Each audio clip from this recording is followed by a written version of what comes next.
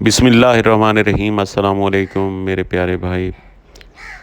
दोस्तों के लिए एक बेहतरीन घर, 3 मरला ट्रिपल स्टोरी घर है ये, 3 मरला। और ये काफ़ी सारे एक जैसे घर बने हुए हैं लेकिन बाकी सेल हो गए हैं। ये एक घर फॉर सेल है। इसका गैरेज देखें, बहुत बड़ा गैरेज बना हुआ है। साथ गैरेज के साथ ये सीढ़ियों के साथ ये, और ये ऊपर थोड़ा सा जो रूम्स वगैरह हैं वो गैरेज से काफ़ी ऊपर बनाए हुए हैं। ये फर्स्ट आपको ड्राइंग रूम बनेगा, ये ड्राइंग रूम, और साथ में ओपन किचन।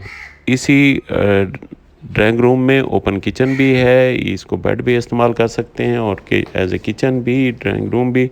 और ये मास्टर बेड, नीचे आपको ये बेड नज़र आएगा।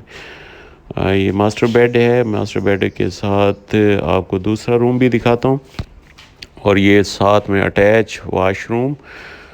मास्टर बेड के साथ अटैच वाशरूम के साथ आपको ये वॉशिंग एरिया और नीचे टाइल देखें। टाइल के साथ अब ये बड़ा गैरेज भी दिखाया है। ये आप सीढ़ियाँ चढ़ेंगे तो आपको सेकंड पोर्शन पे लेके जा रहा हूँ। सेकंड पोर्शन पे आपको इसका विज़िट कराता हूँ।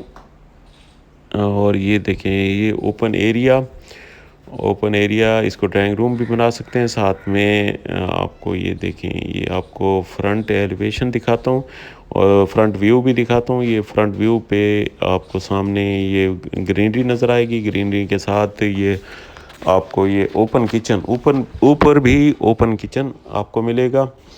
ये 2 फैमिलीज़ के लिए भी ये 3 मरले का घर इस्तेमाल हो सकता है, क्योंकि इसकी सीढ़ियाँ बिल्कुल गैरेज से ऊपर जाती हैं। अलहदा पोर्शन की सेटअप बनाया हुआ है। नीचे भी रह सकते हैं, ऊपर भी रह सकते हैं।